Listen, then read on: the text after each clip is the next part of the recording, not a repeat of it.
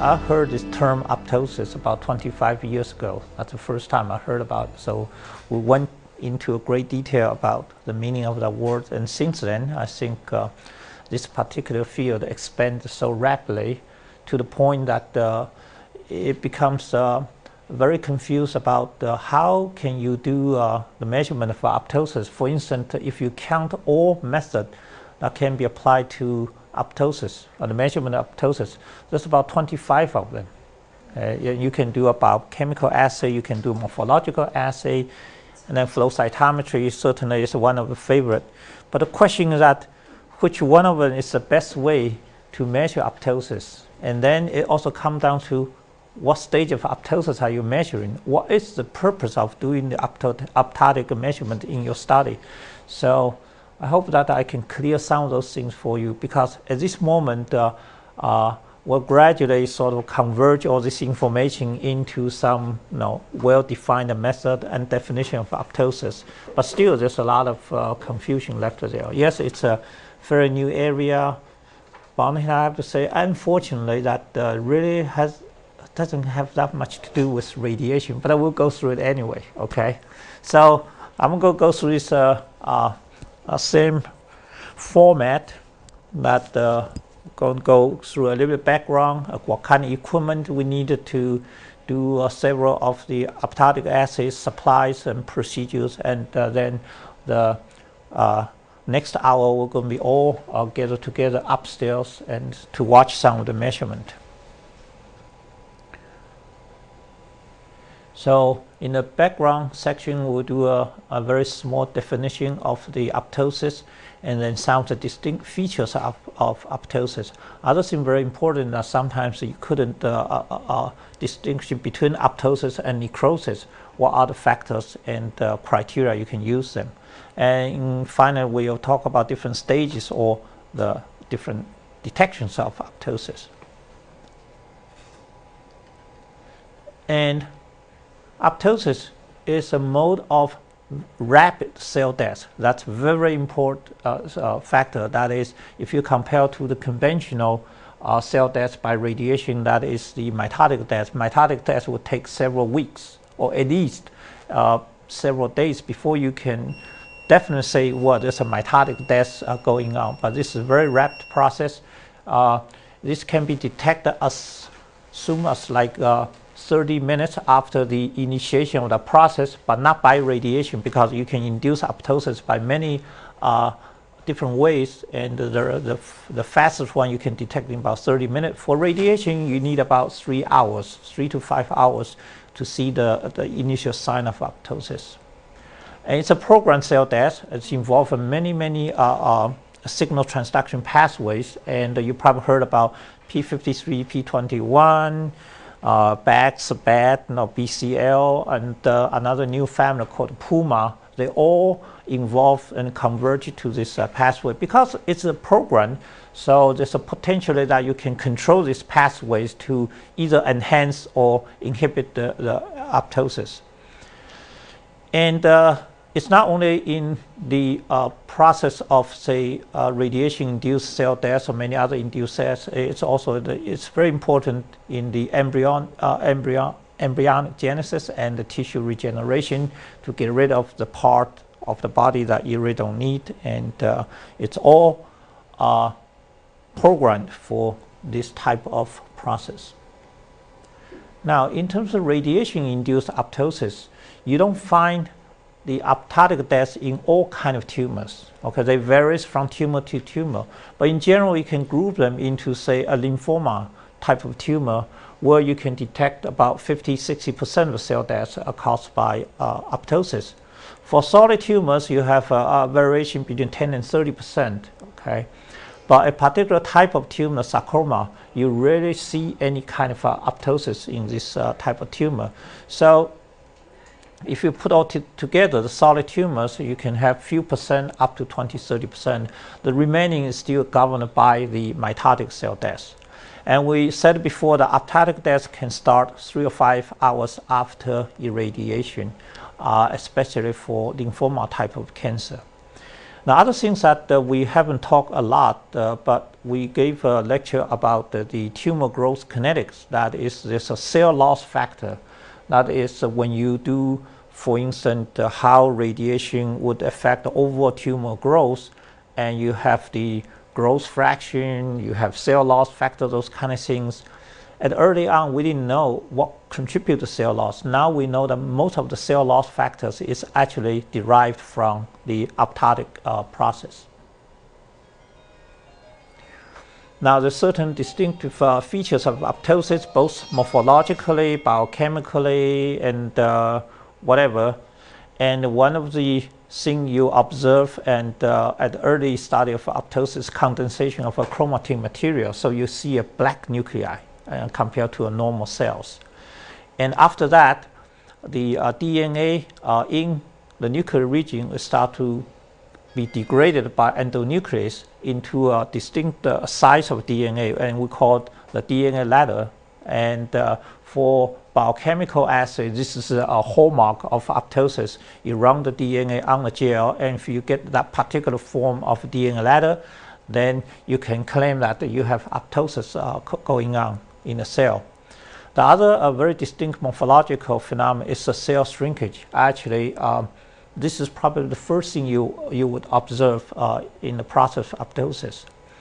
Now, if you do apoptosis study from a tissue, usually they do not cluster in any part of a tissue. It will be everywhere. So if you see one apoptosis, you can probably find the same kind of morphological features in other part of tissue. Another important thing is that inflammation is not observed that associated with apoptosis. And also the very important features that they involve in a specific program of a gene, so we mentioned some of them. Now, if you don't look very carefully, sometimes you cannot tell apoptosis from necrosis. So I'll just list some of the things here that most are morphological observations that you can separate these two apart. For instance, necrosis usually is a result of accidental death, and this is certainly a programmed death. That's the hallmark for the apoptosis. And usually it's a severe and a sudden injury, and this is a step-by-step kind of process. And now, that's a very obvious difference between necrosis and apoptosis. One is shrinkage, the other one is swelling. So if the cell becomes puffed up, and also the morphological feature, especially the cell membrane, the plasma membrane becomes sort of fuzzied up, then you know that's probably a necrosis, not apoptosis. Apoptosis, you get a distinct shrinkage and also defined membrane structure. So in this case, you have the plasma nuclear membrane blabbing. So you get those bubble kind of a structure there. And that's the result of the organelle relocation and chromatin condensation. And eventually, this change in the membrane structure will sort of enclose that condensed nuclear material and form an apoptotic bodies. And that's also a sort of a distinct feature. If you do a morphological study, you look under the microscope, you see this black spot. Usually you have one big nucleus, but now you have several black spots. That's an apoptotic body. But for necrosis, you just randomly spill out the cellular content. The cell membrane becomes fuzzy, so it becomes permeable, and the cellular content can leak out. And also that process involves the inflammatory response. And apoptosis usually is cleaned up by the macrophages through the phagocytosis process. And we said again, the major site of damage is through a plasma membrane. That's why you have this fuzzy membrane structure.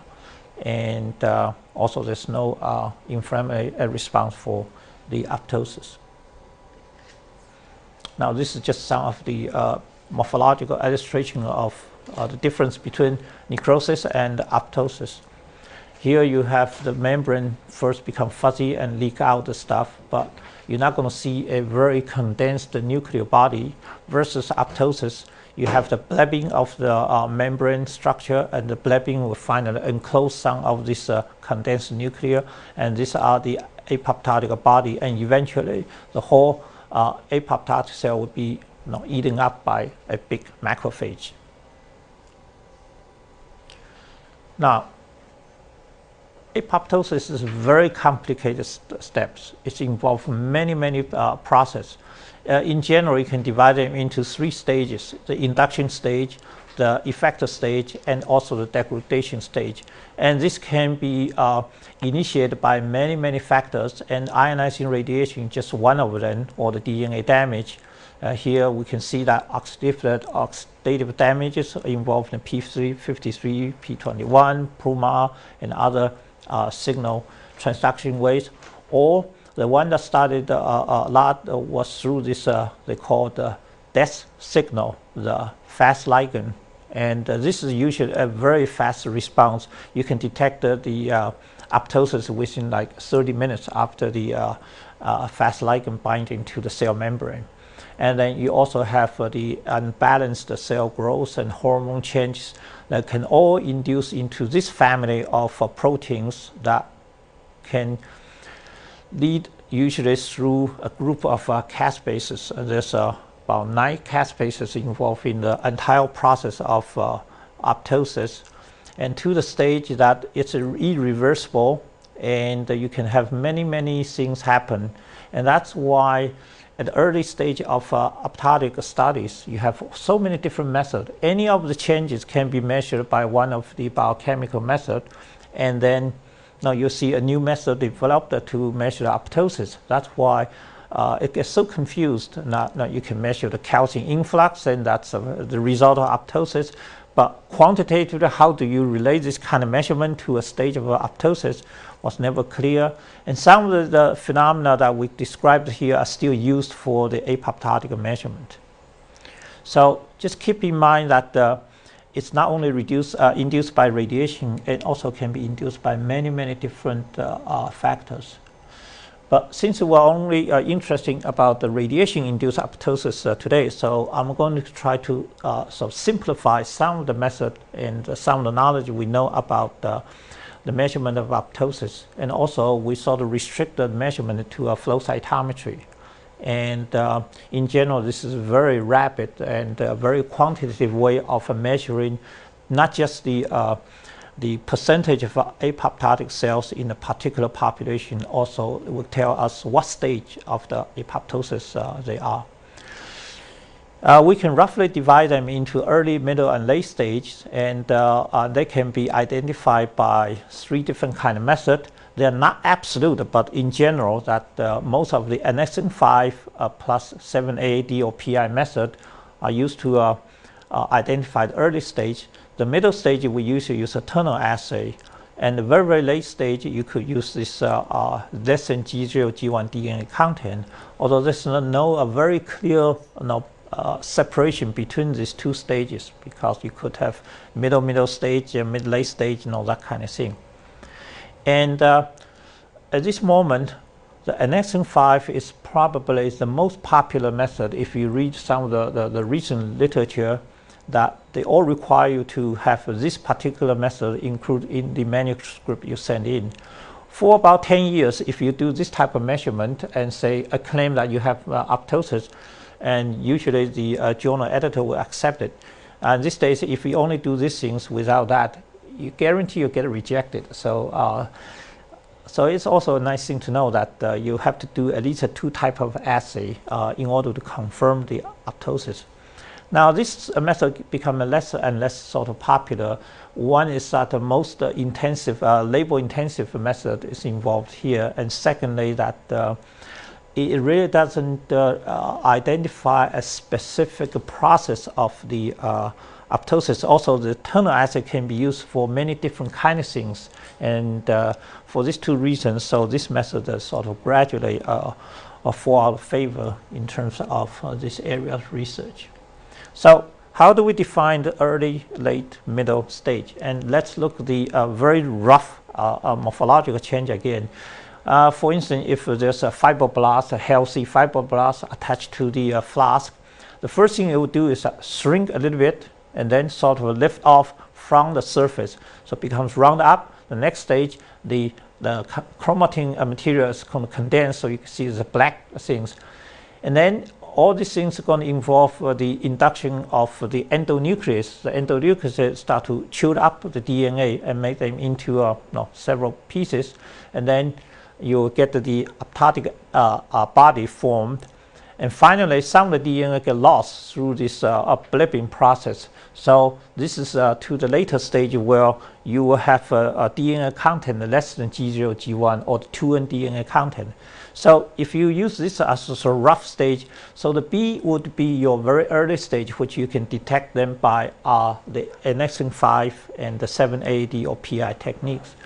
And here to there, in general, they involve the change of the DNA structure, and that's where the Turner assay is involved. The Turner assay basically used to measure the number of DNA breakage, because once the endonuclease start to chew up the DNA, and the DNA is not intact anymore, you get those nicked site. So the Turner assay is to measure how many of those broken DNA you can get. And at a later stage that you have the DNA sort of lift off from the main body of the cell, so you have less than G0, G1 DNA content. So that's how the three methods, the annexin 5, the Turner, and the less than G0, G1 method are applied to different stages of apoptosis. Now, since annexin 5 at this moment is one of the most popular methods, so we're going to spend a little more details about this particular one. Annexin 5 is an early marker for apoptosis, and the reason that we use annexin 5 because it can detect this particular molecule. It's called PS. It's a phospholipid and the phosphatidylserine, and upon the initiation of the apoptosis, this particular molecule would be translocated from inside the membrane to the outside membrane. And then this particular molecule can be detected by annexin 5. Annexin 5 is a 35 to 36 kilodalton calcium-dependent phospholipid binding protein. And so there's this very distinct shifting or transport of the protein from in to outside the membrane. Then you can detect them by the apoptosis. So if you look in terms schematically, this is a cell membrane, and before it gets any induction of apoptosis, the particular protein, the PS, will be located inside the membrane. After you induce them for apoptosis, for instance, Fas ligand, they will translocate from inside to outside, where you can pick up by the annexin 5 protein. Now, this kind of binding, how do you know they have binding there? First, if you don't have that protein, you don't have binding, but also you want to know how much binding there. So you can label that annexin 5 protein with a variety of fluorescence dyes. They are listed here: FITG, PE, APC, Cy5, Cy5 5 point, and that really covers the entire spectrum of color, from green, orange, yellow, red, whatever you like to. So it's a very versatile kind of method that you can measure in combination with many other flow cytometric methods. And because the translocation precedes any other apoptotic process we described before, like loss of plasma membrane integrity, DNA fragmentation, this kind of thing. So it's truly an early marker of apoptosis. On one hand, nothing's perfect in this world, and annexin 5 is not a very apoptotic specific protein. It can also detect necrosis. So how would you separate the signal from apoptosis to necrosis? And because of that, we have to use another dye, which is called 7-AD or PI. This is what we call a viable dye. The dye will detect the membrane integrity. If the membrane is damaged to some extent, the dye will get into the cell and stain with DNA.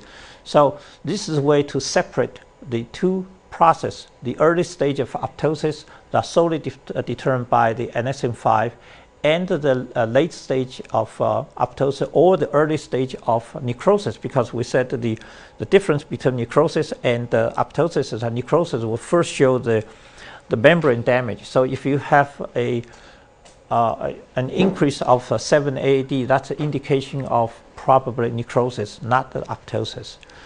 So by combining the two information, the changes of annexin 5 binding and also the change of the viable dye, you can basically define the stage of apoptosis into 3 stages. You can say there's no apoptosis in this case, and cells are negative for both the annexin 5 and the cell viable dye. In this case, because you simply don't have the translocation of the protein from inside the membrane to outside the membrane. So that's one particular way to define no apoptosis. And early apoptosis will be those cells showing the annexin 5 positive, but a negative to this viable dye because the membrane is not broken or not damaged yet. And then later on, you have the late apoptosis or the cell death stage, where the cells show both positive to the annexin 5 and the PI.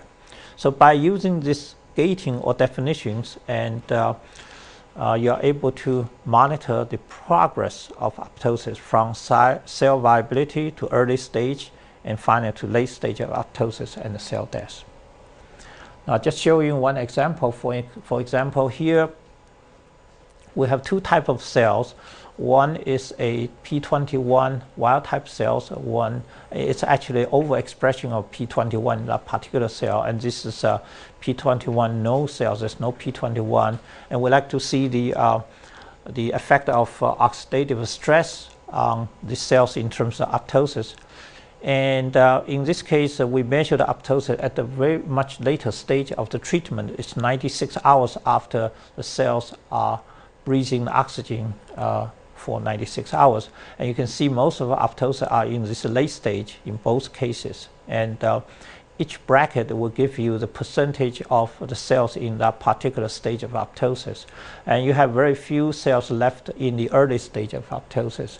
So if we would want to measure this one, we have to take the shorter time of treatment, for example, like 12 hours after the oxygen treatment. And in other cases, we can also combine some of the morphological characters of apoptosis to annexin 5 and PI. In this case, we also look the cell morphology. In this case, they are defined by these 2 parameters. The forward scatter, that is the measurement of cell size, and side scatter is measurement of the granularity of the cells. And you can see 2 groups of cells, A and F.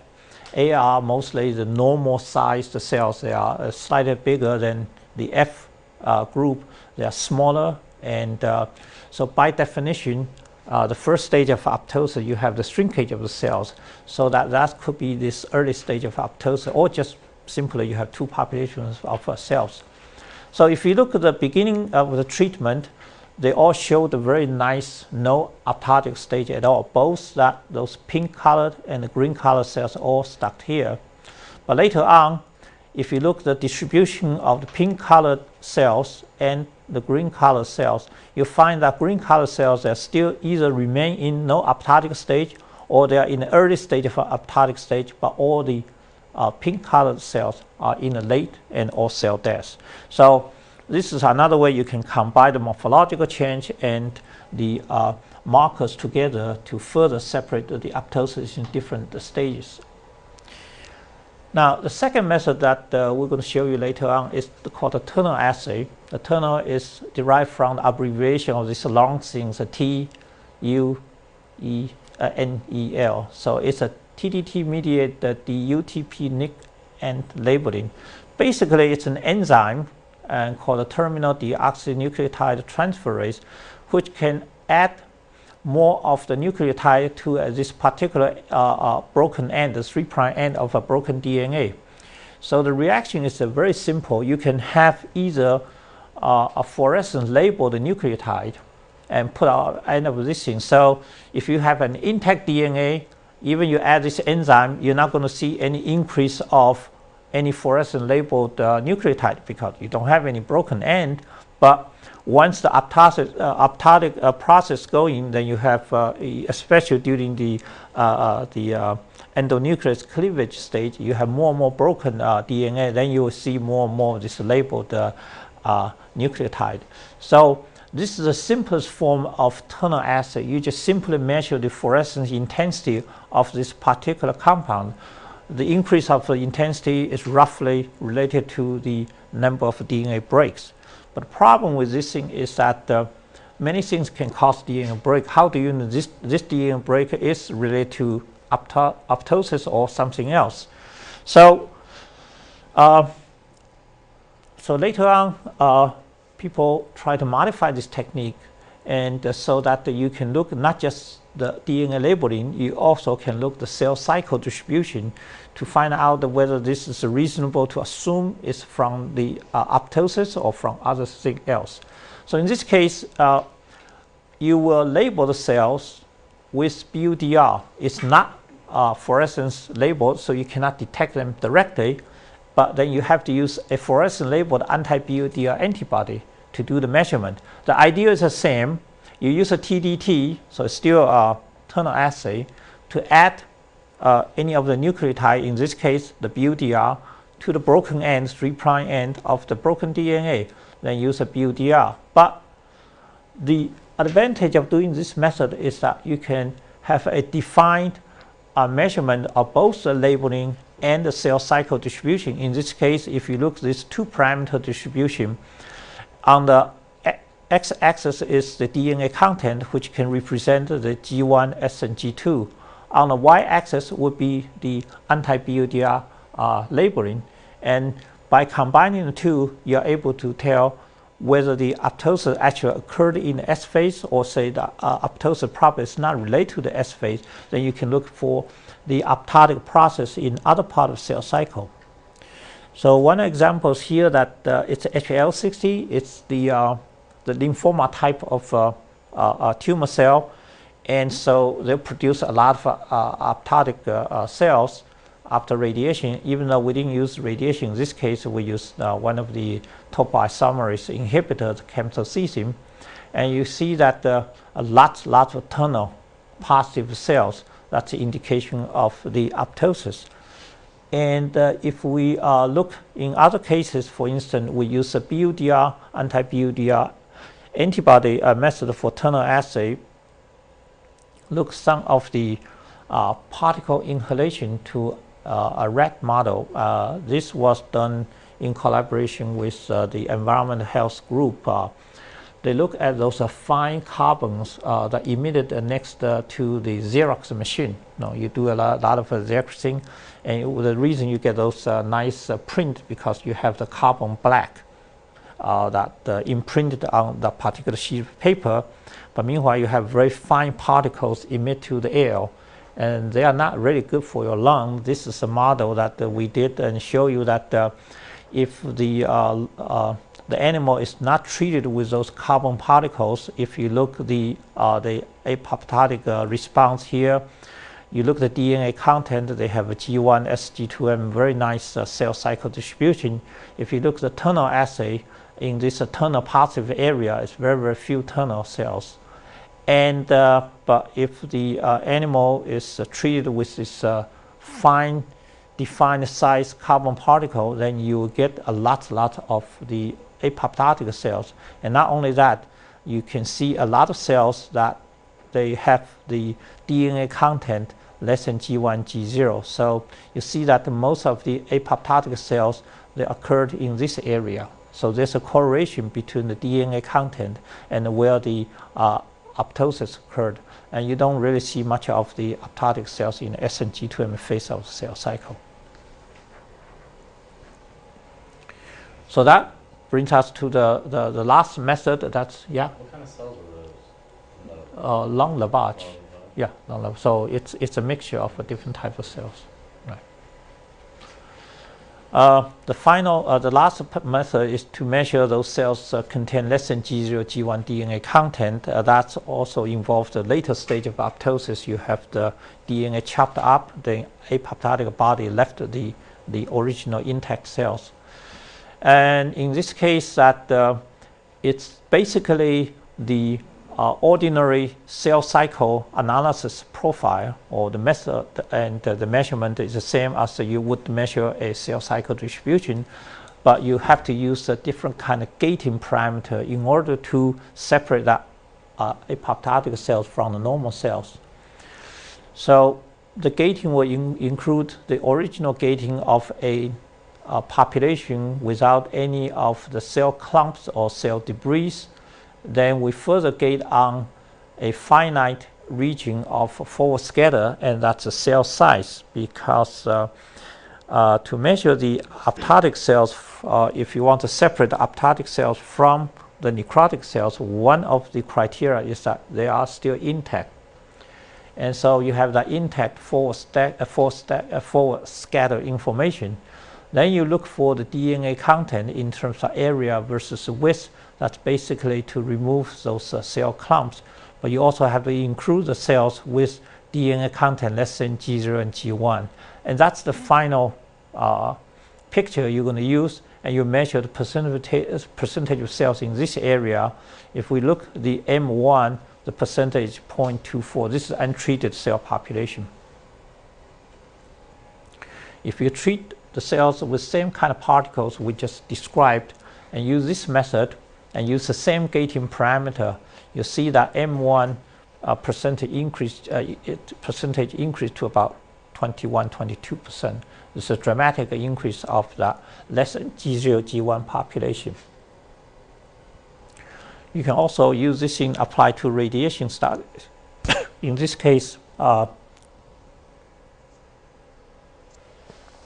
we use a P21 transfected cell line. So this cell line would express excess amount of P21, which would help to induce apoptosis. And one of the hallmark of the P21 induction is the formation of tetraploid cells, which we pick up those population here. And this is after, I think, 12th grade radiation. So first you see a very dramatic G2M blocks here. But meanwhile, if you look the apoptosis defined by less than G1, G0 content, you only have a small amount, it's 2.65. That's an indication of that the radiation is actually not a very good inducer for apoptosis for some of the tumor cells. So that's sort of a general description of how you define apoptosis, and some of the examples you can look from this flow cytometry data. And to do this kind of experiment, again, we're back to some of the practical things. What kind of equipment do you need? You certainly need the tissue culture equipment. Those are the standard tissue culture hood, incubators, and microscope, and those kind of things. And you need a flow cytometer that at least will be able to measure 2 colors simultaneously in order to get some of the measurement out, and also a radiation source. So supplies, you need the fixatives to fix the cells for analysis. You also need a PBS and also the other chemicals that you can precisely determine the DNA content. And for the Turner assay and NXM5, most time you get the kits from the company which will contain all the ingredients and chemicals and also antibodies for your measurement. On the other hand, you could make this kit yourself if the money is an issue. You can really save a lot of money by just buying the individual component and then do yourself. And then some other plastic wells to finish the experiment. Now I will just go through very briefly how you're going to prepare the cells for these 3 different methods. And for the less than G0, G1 DNA content, you have to first permeabilize the cells. This is basically the same method as if you want to do the cell cycle analysis. And so we're going to go over this thing again, that permeabilization can be done either using the hypotonic buffer or any kind of detergent, or you fix cells in 75% ethanol overnight. And the concentration of the ethanol you need is about 3 ml for about 1 million cells. Then after proper fixation, you have to remove the RNA from the cellular content, because propylene iodide will stain both RNA and DNA. So if you don't remove the RNA, you're not going to get a true DNA measurement. And then finally, you add a proper amount of DNA dye, in this case propylene iodide 2, the cell suspension, the concentration about 20 microgram per ml. And it's very important you keep this concentration constant, otherwise you will get error from the drifting of the DNA histogram. Now for basic Turner assay, you start it either with the samples that you have treated, in this case probably 10 gray treatment, and wait for several hours after initial radiation. You fix the cells, and meanwhile you also have some kind of a passive control to make sure that all the reagent, all the instrument settings are done correctly. Otherwise you're not able to determine the amount of the signals really represent for the apoptosis. You go through several fixation wash procedures, then you add this enzyme, a TDT enzyme, and in the kit label they don't tell you what they give to you, but it just say labeled DNA, but indeed it's just TDT plus any of the nucleotide. And after like 30 minutes of incubation, you rinse the cells, and then you react with an antibody is fluorescence labeled to detect amount of labeling, or you have a fluorescence nucleotide, then you don't have to go through that. You usually add propylene iodide and run the flow cytometry.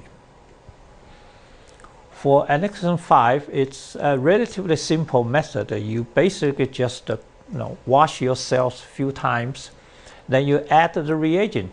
In this case, just the Ph.D. conjugate annexin 5 and a certain amount of the viable dye, either 7-AAD or PI in there. And after a short mixture, you're ready to go. And the drawback is that you need fresh cells, and so that you also have to run the sample right away. So that's basically the lecture material. So we're going to go upstairs and to watch some of the measurement of these 3 different methods. And the sample we prepared are from the H1299 cells. They will radiate either 10 gray or 15 gray, and we took the time point at the 0, 6, 2, 24, 48. Basically want to pick up the early, middle, and late stage of apoptosis to see what kind of result we can get. So you all know where, room 34151. Upstairs in the flow cytometry room, and today we're going to use that big machine to do the demonstration because we have a problem with a smaller instrument, but to us doesn't matter. Flow cytometer is flow cytometer. You get the same result. H1299. It's a human lung cell carcinoma cell line. So it's a solid tumor, the human solid tumor cell line. So we're not going to see a lot of apoptosis, but at least you can see how we go through the process.